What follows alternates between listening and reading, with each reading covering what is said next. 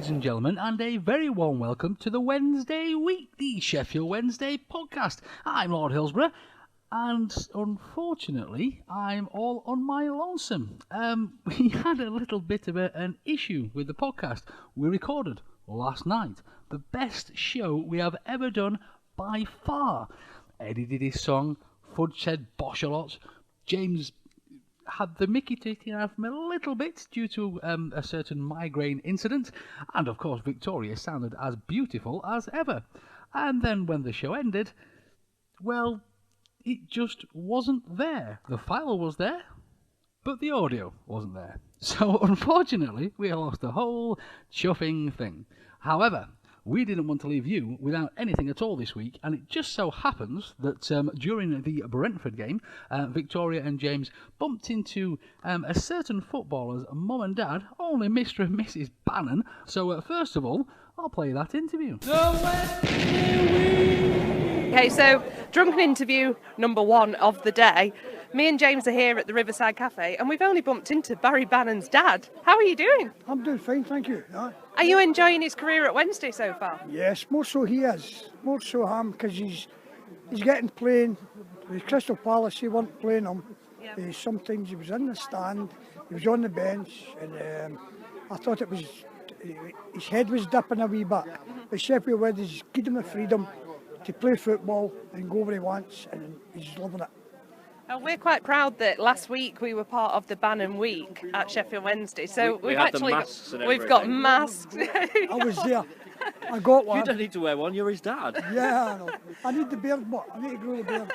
How did it feel as his dad looking into the crowd and seeing people singing his name, knowing that people that week were focusing completely on your son and what he's doing? Totally amazing. Me and my wife, I was standing in the foyer with a pint of beer, and everywhere I looked round about, you'd have thought Barry was all round about us. No, it was great, and the way we loved it, me and his mum. Yeah, it's great to see the appreciation he's getting. And I've just told him work harder and work harder, and he loves it here.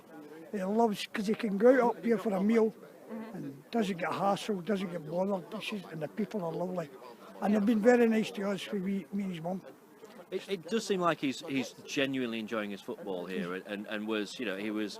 I assume that there was interest from other clubs when he signed the contract with us. Yes. But he seems like he's genuinely happy here. I mean, that must be great for him, great for you to have someone that's a footballer that's really enjoying their football. Well, we being his dad, this time after going to Crystal Palace for the Villa, I told him, I said, you need to pick the right club now. Me and him speak when he comes to my house, and he has made the right decision. He knows that. He's loving it. And again, I'm loving it because he's playing 90 minutes. You know what I mean? Because he just wants on the park, and he'll run his heart out for you. And it's proved that he's a great footballer. You know, I think he went through a period where he wasn't really playing football, and now he's playing football again and has shown just how good he is, which is brilliant. I think he's got his appetite back, because at Crystal Palace they took the appetite away from him because they weren't using him. So they took his appetite away, but Sheffield Wednesday's given him it back, and he's grabbed it with both hands, and he's signed another 3.5 years. So I'm pleased for him, because he's happy now. I can see a smile on his face. So, as the dad of a professional footballer, how much effort does it take when they're growing up to get them to their games, to like all the heartache that must come with it as well, and how hard was it trying to get him to that point? Well, back in Scotland the weather was worse than it is here, so some mornings we had frosty pitches. I had to get him up, give him his toast, his cereal, take him away myself in the morning, and all sorts of weather. But it never fuzzed him. He just loved it. He just loved on the park and that. And he was a high goal scorer back in Scotland 8 times. I used to say him, look at the size of the wee goalkeeper. Pull him over to the side. I say, look at the size of the goals, look at the size of that wee keeper. And he was pinging them in for the halfway line. No, I mean, he was scoring 6, 7, 8, and he progressed from one team to a better team, to a better team, to a better team. So, are you a good footballer? Does he get it from you? My dad was professional. He played with Airdrie, my hometown, when he was 16 and 9 months. He was in the first team, centre forward. I played high. I had 2 trials for Celtic, never went to them. My dad played with Wrexham, won the Welsh FA Cup, and Lincoln City. I'm retired at 28 through injuries in his knees. There's no physio and all the treatment I can get now. So I'm getting interviewed here. That's his mum. Barry Bannan's mum. Hang me here. I know. How are you doing? Nice to meet you. We're just talking about Barry's time at Sheffield Wednesday and how much he's enjoying it at the moment. Oh, he loves it here. How proud do you feel? Very proud, very proud. This manager here is giving him his chance. There are the other managers at Crystal Palace and Aston Villa never gave him a chance because of his height. So where do you guys live? Do you travel down From Birmingham. We live in Birmingham. So you live in Birmingham, so you travel at Aston do you Villa. come to every game to watch him? Every home game, and we were at the away game last week, weren't we? At the Blues, because that's where we live. And that was a good game, wasn't it? So that must be, for you guys living in Birmingham, that was sweet. Brilliant. Ask me what it felt like seeing all the masks. Honest to God, every time I turned around, I thought I was speaking to my Barry. I couldn't get my head round it. I meant to turn around and this big face, Barry's face. And then there was a wee kid dressed up as a banana. Because his name's, they call him Banana Man because of Bannan. That must be so heartwarming for you as a parent to see these guys that just idolise your son. Honest to God, there was one van and he bent down on his knees and he's going like that and I'm saying, please don't be around ordinary people, just get up, just get up. My face was the shits of me. I'm saying, please, we're just ordinary people. And then one young kid about 27, 28, when the blonde lady felt here told him, that's Barry's mum and dad. And he got the wallet out And he's and he's pulling pulling 20 pounds. Can you get me a sight top? Can you get me Barry's sight top? I said, son, put it away, we'll try. So they swapped Twitter number, the lady. Oh, yeah. So we're going to get food at the game. The lady will twitter him where to come and get it. So Barry will keep it for him and we'll get it off Barry and we'll give him it. I think at the end of the day, he would need to buy a factory to make them because they all want one. See, when we're leaving the night, we'll go home with him in the car, we come up to it. I think everybody in there wants one. Yeah, they do. Because I think he's been checked about how many he's given away.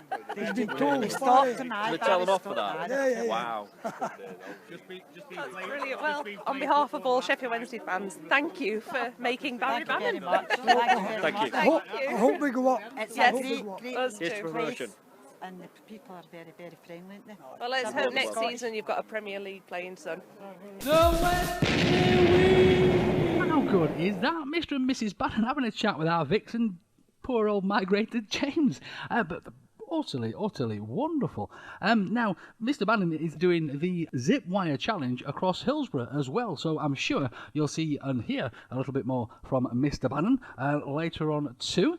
And of course, that wasn't the only famous person they bumped into. Also bumped into Natalie, who was on the Apprentice this year. So here's what Natalie had to say about that game as well. Okay, so we're doing an official drunken interview. Official drunken. Oh, James, I love you. official drunk interview. Yep, indeed. Are you all right? Yeah, I'm good. Yes.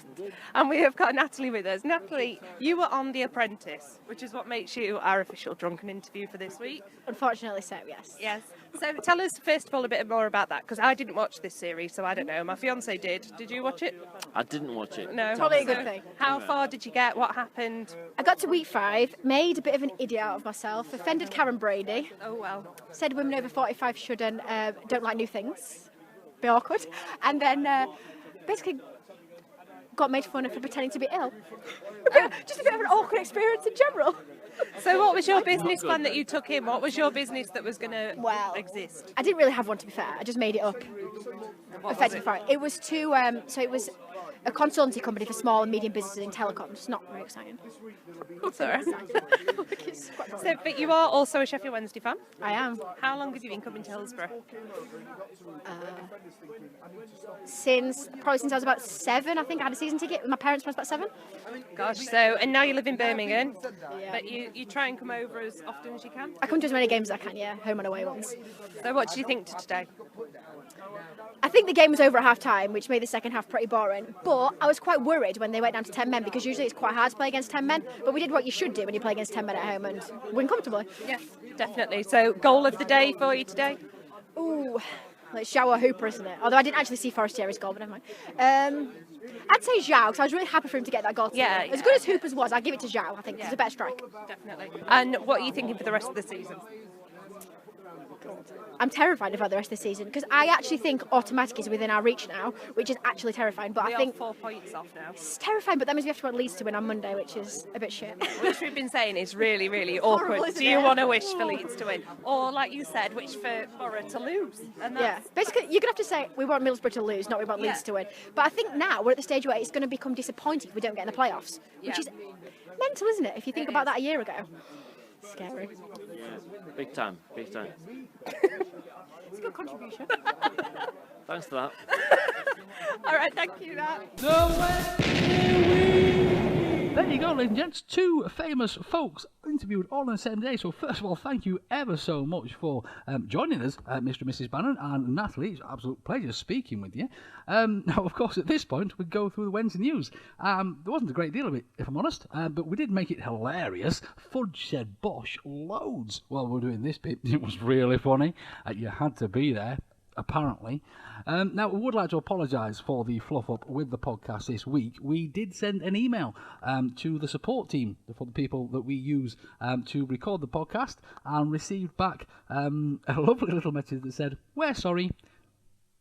And that was the support. So I apologise for that. Needless to say, we have now found a new way to record the podcast, which we'll be starting to use from next week. So hopefully this ridiculous chuff-up won't happen again. Unfortunately, all the weakers are out doing weaker type things at the moment, so we weren't actually able to re-record either, which has put a bit of a dampener on my week. But let's face it, you can only hear Fudge say Bosch so many times.